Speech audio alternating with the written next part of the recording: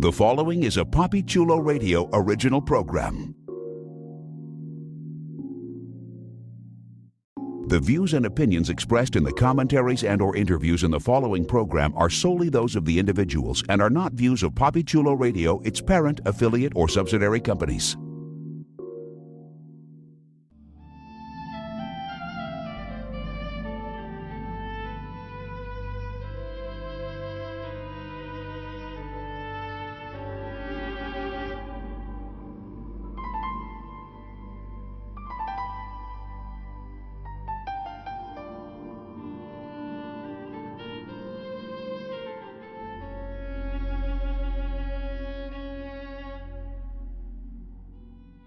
Welcome to The Waking Dream, a PapiChuloRadio.com original series. Papi Chulo Radio, pop culture on demand.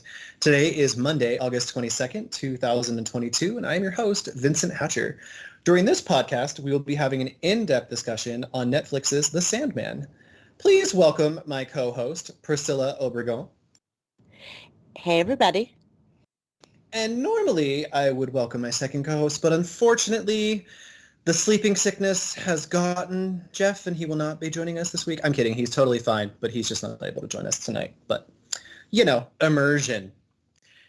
So let's jump into our discussion, Priscilla, of Season 1, Episode 6, which was titled The Sound of Her Wings and debuted on August 5th, 2022 via Netflix. Here is the official synopsis. Feeling a bit rudderless, Morpheus shadows his hard-working big sister who offers him advice and encourages him to reconnect with an old acquaintance. So as we left our friend Dream last time, he'd gotten all of his tools back. He met with John Dee, put him to sleep. The triumvirate is complete. He's got all of his power back. Technically, though, the ruby was destroyed, so he's got the two tools and he got his power from the ruby back. Dream is feeling a little bit lost. We start the episode, he's sitting on a park bench and feeding pigeons with a loaf of bread. Priscilla, I don't know about you, but it was a little weird to see Dream just like holding a loaf of bread. He looks so out of place. There's people in the park with shorts on, just playing soccer, and here's this goth twink throwing bread. Yes, it was so out of character and just so mundane. And like when I'm remembering it, I'm like, the loaf of bread just feels like it was 20 times larger than it needed to be. I just pictured he like went and grabbed like a baguette somewhere. So our friend is a little bit kind of mopey, goes with being a goth twink, but he's chilling on this park bench on a bright sunny afternoon, and a woman approaches him. And at first glance, she just looks like any other person walking around the park, and she sits next to him, and she turns to him and asks him how he is feeling, because he's very clearly moping. And Dream recaps his journey. He's got all of his tools and his power back, more power than he has ever had in millions of years, and suddenly he finds himself without purpose. He had this quest, this vengeance, this desire to succeed and get what was lost back. And now that he's got it, he still feels as empty as when he returned to his palace. This woman stands up and proceeds to read Dream to filth. I mean, not exactly filth, but she tells him like it is, giving him the right act for admitting defeat when he could just find something new to live for, to drive him. And she's busy. She's got some things going on. Now, if anyone hadn't picked it up by now, we have now been introduced to another one of the Endless, one of Dream's siblings. And the sister-brother act is very evident, very clear. And she points out, look, I can't stay. I'm busy. I've got to go about my work. But you are welcome to come along with me. And they're walking through a market and catching up on family drama. And Dream makes a very pointed remark, which kind of backward foreshadows to the last episode, who we met at the very end, and he says, Desire was most likely overjoyed with me being gone as long as I was. And they end up outside a nice apartment building. They go inside. There's an elderly man who's playing a classical piece on his violin. Dream's sister gently approaches the man and tells him that it is time to go. And in that moment, we know for a fact that this is death. All right. I want to do our first stopping here. I want to kind of talk and see. Priscilla, were you as excited as I was to finally meet Death? More so, Death is my favorite character in the series. I love her. I thought she was like a little like breath of fresh air. She's the most human of the Endless. So, and her speech bubbles are normal. So it shows she sees herself kind of like people. And she's just so bright for being Death. Like you expect someone to be just as goth and just as like miserable with life as like one of the other people of the Endless, Despair. But no, she's friendly, she's nice, and she's not cloying. I love that about her. And I will say, if this episode is anything, like there have been YouTube videos showing how shot for shot, frame for frame, that talk on a park bench is almost identical to the comic book Yep. script. So it was just beautiful. I loved it. And I loved that during the talk, during the walk to the old man's house, they mentioned desire, but they also mentioned destruction.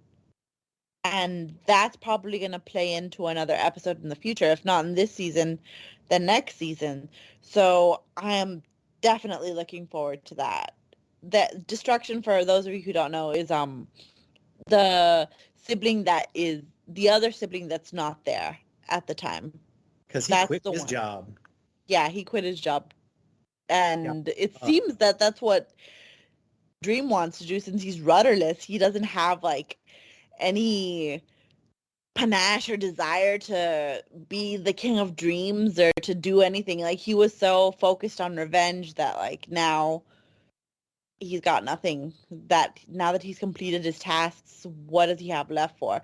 And I love that Death is like, well, find another game, do something else, or like if later on in the series you find out she's like, or fulfill your role because that's what we're meant to do.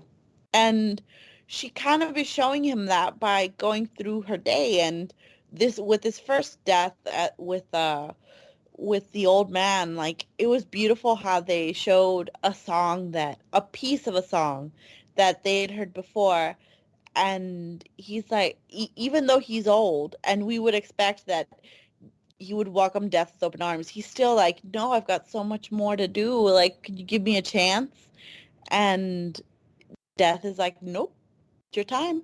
And she gives him a friendly hand, and the camera pans away, which made me a little sad, but like, of course, no one's going to see the mysteries of death. And you see, like, in the background, the shadow of wings, and then like a rustle of feathers, and then nothing. And then she comes out of the room and is like, okay, shall we go on? And it's beautiful. Yeah, the park bench conversation, and when she's like, "You are the most miserable excuse for an anthropomorphic personification."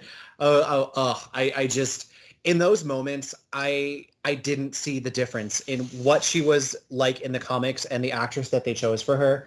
Like it was such an amazing job. Yeah, I will say, like, I didn't hear any rumblings in the internet of people being terrible and being like, oh, this is colorblind acting and this is like not cool. They should have gotten someone that looks like the pale goth Death that we have in the comics. But I like this interpretation. I like the fact that her hair is just like this big natural like bounce of curls, and it's like the big mane that she has in the comics, but just not straight. And it's great. And my God, this actress, I don't know her name, but she is gorgeous. She looks like a deity. So yeah. Yeah, I love the actress, and she just brought Death to life just as exactly as she was in the comics. Like the character, the mannerisms, the everything was absolutely wonderful. And just the journey that they go on, after they've met, they do walk into this apartment building, and she approaches the old man. There's a beautiful little interaction between Death doing her job with this old man who realizes who she is, that it's time to go. He asks her if he can say something before he goes, and she gives him time to say his prayer. And then, exactly as Priscilla described, we don't get to see Death reveal her wings. We get the very subtle shadow and impersonation, and it's done, and they move on. And we get to see just the brother and sister walking together, talking about things and, just reconnecting. And Death explains to her that she was the one that Roderick was looking for all of those years ago. And she says that she knows. They go to a lake and they're standing there, and there's a very nice moment where she's trying to get Dream to take off his Doc Martens because she takes hers off so they can walk in the ground and earth together. And there's a man that is looking a little bit confused, and Death helps him realize that he just drowned, and she's there to take him away. And so we get to once again get the impression of the wings and the shadow as Death takes another soul on the journey to the sunless land, as they call what comes after. And the day just continues with Dream watching his sister peacefully helping souls move on to the afterlife. Lady Death, she is just not alone in her role as someone who has the last part of a human's life before they make the journey to the hereafter. She is a smile. I believe, what was it she said, Priscilla? Like, all that they want is a friendly face and a smile at the end? Didn't you say a warm hand or something, like a hand? I think, yeah, okay. Yeah, like a warm hand and a friendly smile, just like when they begin their life. And we get this polar opposite from what Dream is experiencing with, this like no purpose, this and that. It's very alone. And Death finds joy in her work. And she really enjoys being able to help these souls because she did have times when she struggled, but she got to understand that their purpose is their function. And she's realized that. But Dream is obviously having a hard time, but she's having him follow her. And she reminds Dream that the whole family, they are in a symbiotic relationship with humans. And we get to see her take some, very, very interesting souls, or not interesting in the way of like spectrum-wise. We've got old, we've got young, we've got middle-aged. We see her help a baby. The mother walks into the other room, and Dream and Death walk in, and she tells the little one it's time to go and picks him up, takes him into the other room. And then her and Dream walk out. We have an older lady in a living facility for hospice. And we get to see the beauty in the way that Death does her job and the comfort that she provides. We also, I believe, we get to see someone who OD'd. And it's a very subtle interaction between Death and Dream. This is a very scaled down episode as far as big events happening, big CGI and things like that. Priscilla, what did you think about the way that they handled all of this, that it was a more kind of quiet episode as far as scale goes? What did you think? Well, I'm close to like newlywed, so when I saw the couple and the sea die, I like not the couple, just the man. But when I saw him die, I was like, "Oh my God, this episode is gonna break me." And when the baby died, oh my God, I cried. I was like, "No, don't take him." Oh, that was terrible. But like, it's true to life. That is what death does. Like, death comes for everyone, young, old, sick, healthy. They all, like, everybody's got to go at some point. And she mentioned it, like, the quote that, like, stays in my head is, like, I was there at the beginning, and I'll be there when the universe, like, ends. I'll just turn off the lights, put the chairs up, and shut the door behind me and lock it before I go. And I was like, oh, that's such a good, like, quote from the You comic. just gave me goosebumps. Yeah. Oh, such a good quote. And it's just, I think one of the things about death is, I know before I read the comics and I saw her, you get this impression of what you think she's going to be like based on her appearance. And what I like about the show, I look at myself and I say, like, if I was someone coming in that didn't know anything, like, how Jeff is, he hasn't experienced this, he hasn't read the comics, and so this is a brand new journey. It's such a great and disarming experience, the way that death is portrayed in the series, both comic and on screen. She's happy-go-lucky. She accepts her lot happily. And at the same time, it doesn't trivialize in any way what she does. She actually helps Dream understand that you don't always have to have a quest. You don't always have to have a reason for doing something when your reason is what you do. And I really, really enjoyed the simplicity of their interaction because it was true to the comic. And more importantly, it was what Dream needed as a character to advance himself to whatever journey comes next. To have a sibling who truly can understand what he's talking about, because before now, he's only had humans or other weirdly powerful ethereal beings. But now he's actually interacting with someone who is a compatriot, you know, different office, different responsibility, but same personification of a concept, dream, death, and the camaraderie and the closeness. It really, really came across very, very clearly, and it was very powerful. Unfortunately, though, we don't get to spend the entire episode with Death. She does have to move on and do other things, so they do have to part ways, and they're talking about an appointment that Death had. And she brings this up, and he's like, well, I missed the last one, but, you know, maybe it is time I stopped in and saw good old Hob. And we get a little bit of a flashback. Dream walks away from Death. She goes her separate ways. They have one last parting look. She gives him some parting words. And Dream goes to a dilapidated area of town where there are some Tudor-style buildings that are housed behind a fence. And we get a little bit of the backstory of Hob Goodley. And the backstory is that hundreds of years ago, Dream and Death did walk into this pub. They were there to have another one of Death's lessons and have Dream listen to humans and talk to amongst themselves about what they witness and what's going on. And they hear a gentleman talk about how he has no plans of dying. He thinks that Death is stupid. He has no intention of doing it.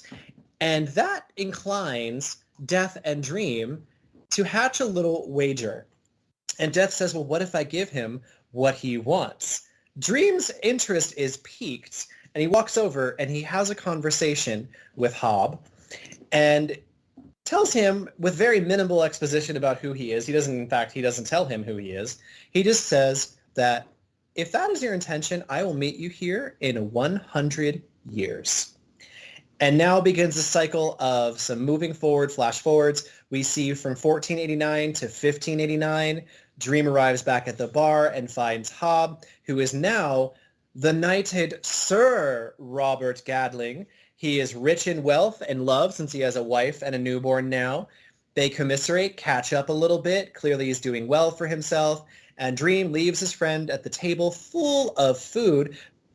So let's take a moment here. Priscilla, what did we think of the introduction of Hob, the tavern, the wager, this Will person?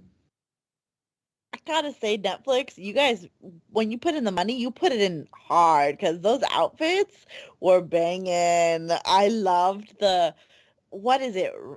Not Renaissance, but like old Dark Ages, like the outfits that they had and the mead cups. Like it was so old-timey good. Like, I loved it. They don't look like they're in a Renaissance fair. They look like they're from the past, and you're getting a sneak peek of what it was like. And when I heard Hob start bragging that, like, I'm just gonna avoid death. I'm just gonna ignore death. I was like, ooh, this is gonna get good. And a part of me wanted Death to talk to him just because, like, I'd want to see what she would have to say to him in response to that. But it's Dream's show, and it's Dream who needs to be humanized, so she lets him talk to him. And him being like, I'll see you here in 100 years. I'm like, oh, here's the start of a beautiful friendship, and he's not even gonna know it. This is great. And he makes him immortal. And later when he comes back and he's like, it can only go up from here. I'm like, oh, you just cursed yourself, because the fate's like anything. It is challenging people who say it can only get better or it can only get worse. If you say it can only get worse, it'll get worse. If you say it can only get better, it's gonna get worse. Right?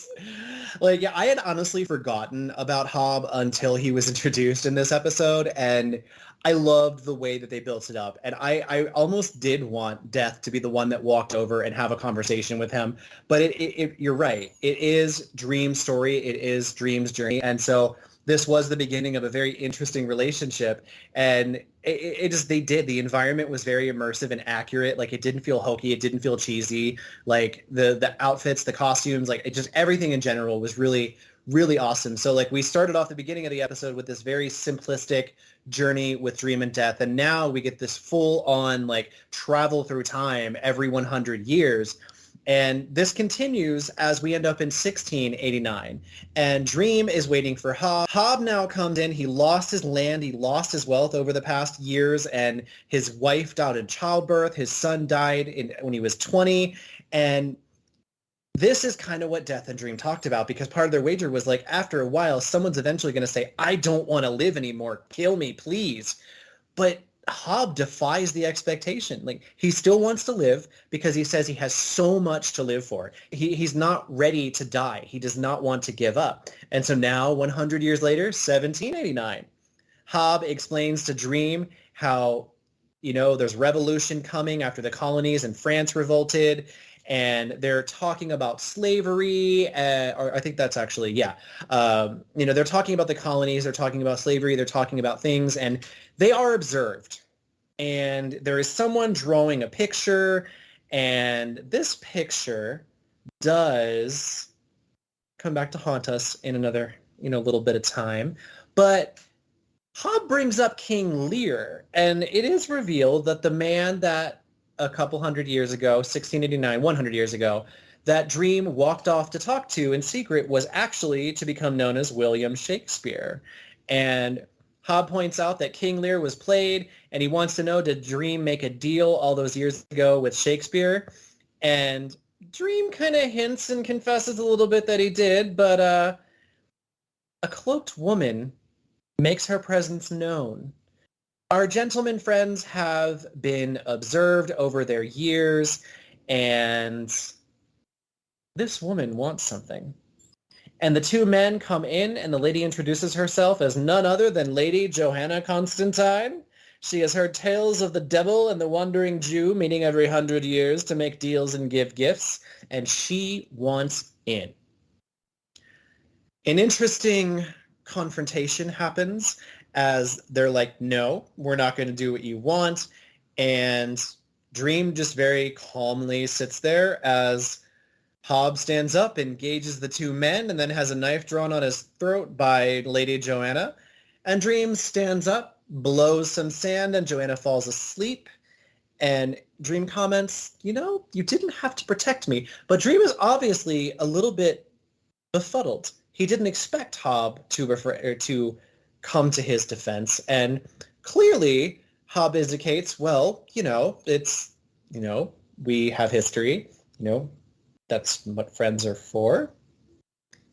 And an interesting exchange. And now we go forward to 1889. Hob has even more comfortable living, and it had just begun back in 1789. He's doing really well for himself. He says that he has learned from his mistakes. He still wants to live. He keeps making mistakes. He learns from them. But he also makes an observation that Dream has also possibly changed in the 500 years they have been meeting. Dream is curious but guarded and asks him, oh, and how have I changed? And Hob points out that he believes Dream is not just anymore having these meetings out of whatever reason, the wager, whatever.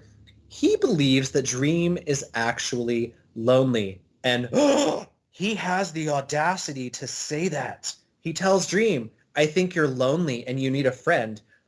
Dream is very offended. He's very shook. And in his shooketh-ness, he says, you know what? How dare you presume? And he storms away into the night. Hob follows him and says, I'll tell you what, in 100 years, I will be here. And if we are here meeting again, then we will be meeting as friends. Well, this was 1889. And we know that in the 1980s, our friend Dream was otherwise engaged. What did we think of the journey of all these meetings, Priscilla? How'd you like them? I loved that they mentioned the slaves and how, like, if you would impart, like, free will on yourself, why wouldn't you impart that on others around you? I thought that was beautiful. I also thought that the next part, like, I love Joanna Constantine in the comics. This is just a saying that you'll see her again later, and he mentions it later on that she does a favor for him, for Dream. So I love Joanna Constantine in the comics, and a part of me wished that it would have been two different people. It would have been John Constantine in the beginning, so we could get Matt Ryan, and Joanna Constantine, so we can get Jenna Coleman, so we could get both of them. But that's greedy. So the next best thing is getting Jenna Coleman to come back again because she's just epic, and it would show a family resemblance. So I liked her, and I liked that she's like, I came to get the same deal that apparently the Wandering Jew has in this picture. And I was like, she's so crafty and wily, and that's exactly what she's supposed to be like. Constantines are supposed to be crafty and wily and good against divine creatures, but she's not better than an Endless, since even throughout all of this chaos and her getting the upper hand on Hob, it doesn't matter because the whole time Morpheus had the upper hand with his sand. He could always entrap them in dreams, so it never mattered to him. And when he meets in the next 100 years and insinuates they're friends, and Morpheus is like, friends? Me with a little worm like you? I'm like, oh my god, you fucking drama queen. You're worse than drag queens. What the hell? Oh, yes. Yeah. I really enjoyed the dynamic with these two, and I was curious, when I remembered, like, when he first showed up and Hob kind of appeared, I started to remember their relationship, and I was like, is this going to be just like the beginning and this is going to spill over into other episodes, or is it going to all be in one? And of course, it ended up all being in the one episode, their journey together, and I thought it was really, really well done. It wasn't so fast that we didn't get a chance to attach ourselves to Hob and to be invested in the journey of them together. And like, I agree. Like when Dream was like, how dare you? I was like, you pretentious dick. Like, you're just afraid to admit that you really do want a friend. And I felt it. Like, I felt the accuracy of what Hob was saying, even though Dream wasn't admitting it. Like, you could tell that Dream was offended because it was true. And he was at the same time like insulted because that meant weakness to him, because this is Dream before his humanizing journey. And just that last moment when, he storms out in the night and Hob does that heartfelt, we will meet as friends if you're here in 100 years. Like, that really hit the heartstrings. Like, it's definitely like they're both invested in this. Even though only one of them wanted to admit it, they are both invested in this relationship, this friendship. And I think it's really important for the both of them. I feel that Hob probably would not have survived and been willing to live as long as he has if he didn't have the goal of meeting his friend every 100 years. He probably would have given up, or he would have become someone completely different, I think. And I agree on Johanna. I think it was nice if we couldn't get Matt Ryan to be the ancestor, to have her there. I thought that was a really nice little callback. And the reference to the favor later was very clever. I liked that as well. And their relationship continues, sort of, because 100 years passes. 1989, Robert Gadling is now very much looking like he walked off the set of Miami Vice in his little, like, Miata, if I think that was what it was. And he shows up, and he is waiting for Dream to show up, hoping that now that it's been another 100 years. But as we all know, Dream has been captured by Burgess, and he is chilling in his orb down in Burgess's basement. And so Hob decides to camp out and wait, but to no avail. Dream never shows up. Hob talks to the bartender about his friendship and how they fought the last time that we were here, and he believes it was really his fault that he hurt his friend. And the bartender explains they will just have to find a new pub if they are going to have future meetings, because this one is being closed for new apartments that are going to be built. Hob is devastated. He's heartbroken because the one standard in all these hundreds of years was this pub, this meeting place. And after last time, if the pub's gone, how will Dream know if he shows up, where to go, if he ever does come back? And Hob is clearly impacted by this and upset. And that is where we leave Hob. And now we find ourselves back in the modern day, and Dream is still standing outside where he was before that led into this story with Hob, the dilapidated Tudor pub, and there's a fence, and it's very hopeless and sad, but Dream then notices a sign, a graffiti on the fence, and it says, "New pub this way." And Dream follows the arrow. He walks across a field. He walks up to this very, very posh and modern-looking tavern. He walks inside, as he walks into this tavern, which is nothing like the White Horse Tavern, which was the one that they went to back in the olden days, there's a moment where we see Hob furiously scribbling and writing, and he looks up, they lock eyes, and there are smiles all around as Dream walks up and says, "My apologies, it is so rude to leave one's friend waiting." And they sit down and prepare to have a lovely conversation, which we are not privy to. But the missed appointment is no longer missed. Dream is acknowledging the friendship. Hob has his friend back, and all is well in the world. But not really, because we get a very brief return to our friend Desire. We get to see that Desire basically lives inside a giant version of themselves. And Desire is calling out and discussing how Big Brother is out of his cage, but that's okay because they still have a plan. Bum, bum, ba. Breadcrumbs, bad things to come. Priscilla, what did you think of this wrap-up, and what do you think of Desire's malevolent machinations to come? First of all, I just have to say, Desire is perfect.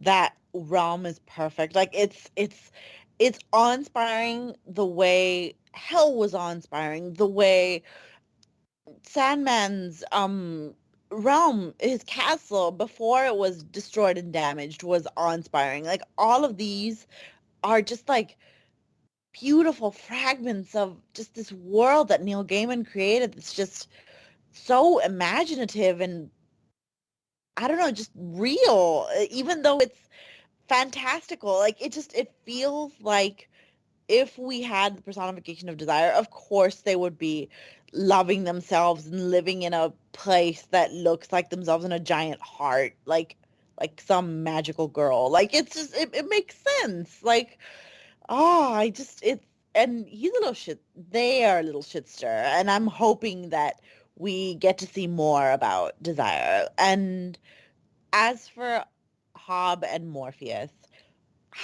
I knew that they were friends. I knew it. And the fact that Hob is like, that he's like, I got stood up. It's less than they're friends, more like they're lovers, even though Right? it's totally not how it works. But They got a bromance going on. A bromance. Yes, that's exactly what it is. And when he buys the new tavern, and he's probably the one that spray painted it ages ago, new tavern here. So I don't know. I loved it. I thought that Sandman Morpheus finally decides to humanize himself a little bit more, and you can kind of tell that that was what was going to happen when he was. This is just a throwaway moment, but it's one of my favorite moments when he was walking to the tavern in, what is it, 2089 now? But when he's walking to the tavern and he smiles at a guy and the guy's like, "What a freak," and walks away. I loved that, and I was like, he's just searching for a friend.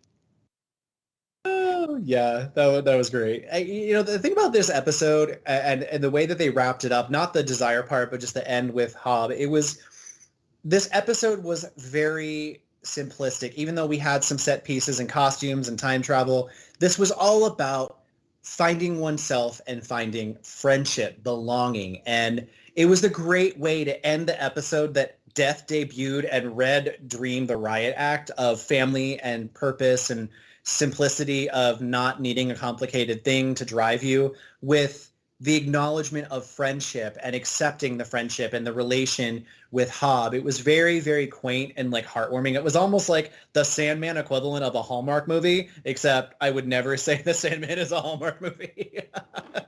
But I agree with you. I think that they did a fantastic job with all of this, and I'm really excited to see where Desire is going. I mean, we have ideas from the comics, but I agree. The casting for them is absolutely spot on, and the makeup, the place that they live in, like they do such great set pieces, and they're not stupid looking. We've had maybe some minor wonky CGI in past episodes, but in this in particular, like when they panned in at first, I thought it was Desire, and then you realize that it's Desire's palace. I was like, holy shit! Like, of course they would live in themselves, and yeah, I thought it was really, really phenomenal, and I'm excited to see where this new dream goes in the episodes to come. So that's in the future, but for now, Priscilla, is there anything that I missed or anything that you want to talk about that we didn't cover? Yeah, just a hint that during one of the talks, I don't remember which one, they mentioned that Hobb isn't the only one that has immortality, that Death and Dream have given the immortality to. Are they talking about Orpheus? You know, I wonder the same thing, and I really kind of hope that they are. Okay. But That I was didn't the dive only through thing to I didn't deep dive on the internet to see if there's any concrete proof if they did, but I'd be curious to see if that is who they are referencing. Mm. All right. I will admit that part of me is dreading what comes next because I'm going to be nice and let you go first. Yes! It is time for the MVP, the most valuable player. State which character impressed you throughout the episode and why. Once a character has been chosen, they cannot be selected again. So choose wisely, even though I think we know who you're going to choose. But you are up, my dear. Yeah, you knew. I mentioned that she was my favorite in the comics, and she's my favorite in the series too. It's Death. Death is just this bright light, and she's what I feel like in old fairy tales when they mention Peter Pan and they say that he flies children to the afterlife together so that they have like a hand to hold. Like that's exactly what I felt like that Death was a friendly hand to hold before they go to the Summerlands, and I'm amazed by her, by the fact that she was there to wish an old man goodbye. She was there to wish someone who got shot in an alley goodbye. She was there to get the person who overdosed, to the baby, to the man, and with all of them, she met them with a smile. And for all of those who, we didn't mention this in the episode, but when she talked to the soccer player and the soccer player, she's like, I'll see you again later. I was like, ooh, you gonna die soon. And when he's like, I just missed the car. I'm like, no, you didn't, sir. You're gonna have to go look at your dead body because you did. Yeah, I love how she's like, I want to show you something. Mm-hmm. So it's awesome. Like you can tell that she's endless because even though like there was attraction from the cute soccer player, like she acted like he's like a puppy to her, like he's something else entirely that she can't really like coincide with in that way romantically. She's just kind of like, oh, you're a friend. So. Yep. She's kind of like, thank you for flying Death Airways. I hope you enjoy your trip to the Sunless Lands. Mm-hmm. Oh, yes. Death would have been my number one, but I knew that you would do her justice. All right. So Who are you going to pick? I've been back and forth. I mean, there's limited people you can choose. But no, I'm going to give it to my man, Hobb. Hobb was a very, very kind of like, when I read the comics, like I don't remember too much about the specifics, but like I didn't necessarily connect with him as a character in the comics, but in the show, I definitely did. We got to see this journey of someone going through hundreds of years, and he really sold it, and the changes from generation to generation. when we start with him and he's just this normal, everyday, mundane man in a pub, and then we see him suddenly have riches and wealth, and then falling into bad graces and bad luck, and then pulling it back. And we really did see the journey of someone feeling the gravity of 100+ years of experience every time that we met with him. But the reason that I think he is the MVP for me and a great solid choice is because he is a continuation of Dream opening his heart, Dream becoming more vulnerable, and by doing that, Dream is beginning to understand humans much, much more. And Hob served as a very wonderful bookend to the conversation that was begun with Dream and Death in the beginning of the episode and that first journey. And he was the perfect culmination, as I mentioned before, to kind of cap out this episode in the way that it went. So he is my MVP, and I am okay with that. So now let's talk about the episode, because it is time to rate it. How would you rate this episode on a scale of 1 to 10 dream helms? The point system, of course, is always allowed. If you found the episode exceptional, deserving of more than a 10, you may grant it the coveted dream helm that is gold, aka the golden dream helm. All right. What are you giving me, Priscilla? Oh, I've been the easy grader for the longest time, and I'm going to be the easy grader again because it had my favorite character in the comics. It went from showing Death in all of her arrays of power to showing one of the cutest scenes with Hob, and the fact that Death has a friend. And if the last episode was a bottle episode and was entertaining, this one went all throughout England and then all throughout the world, like through time, I should say, not throughout the world, but through time. And we got to see Desire's abode, and this is just a beautiful episode. So definitely a golden. I'm going to be easy too, and it is absolutely golden for me. For a lot of the same reasons that you said. I've never been one to judge something based only on the casting, but I will say that I held the Sandman comics very dear to my heart, and I was always wondering when they do Death, oh my god, she's got such a high bar to live up to. They'll never live up to it. They might get close. Not only did she live up to it, she excelled, and she really became that character and brought such tone and such gravity and such wonder to the role. And it was literally walking off the page of the comic book onto the screen. And the episode itself, this episode was a masterpiece. This was coming off of multiple story arcs, a couple of different villains and battles in hell, and Dream and his journey from being imprisoned and getting his vengeance. And where do you go from there, right? We know obviously from the comics there are plenty of ways they could have gone, but when you're telling a narrative and you're trying to translate that narrative into the television medium, there are corners that you have to cross and stories you have to cut, characters that you have to combine. And I always find one of the biggest challenges is when you're transferring something that is this massive into 10 episodes. How is that going to work? And is it going, they have to make the narrative decision. Okay, well, we just got past this Mage of Big Bad with John D. And do we want to dive into the next one? Do we want to do something else? This worked. It was the perfect time for Death to have that conversation with Dream. It was the perfect time for Hob. It was really kind of like a breath of fresh air from all of the various high-stakes things that we had in the previous episodes.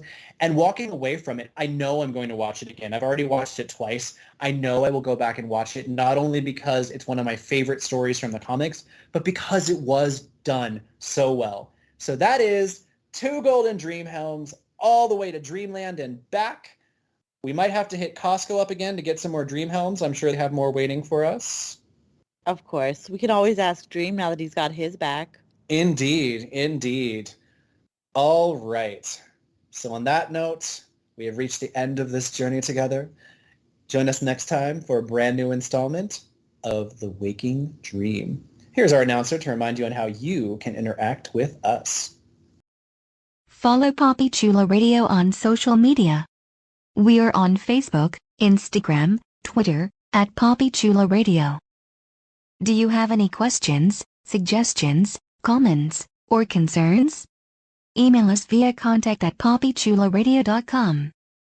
Are you interested in joining the Poppy Chula Radio team as an on-air personality? Email talent@poppychularadio.com. Binge listen to your favorite Poppy Chula Radio programs by visiting poppychularadio.com/archives. You can also download tonight's broadcast and the rest of the series through Apple Podcasts and Google Play. Just search for The Waking Dream and subscribe. Thanks, announcer. Priscilla, please wish the listeners a good night. You know where the new tavern is. Go get yourself a nice cup of ale. Bye. Good night, everyone, and thanks for tuning in. Subscribe to The Waking Dream via Apple Podcast, Google Podcasts, Spotify, and iHeartRadio.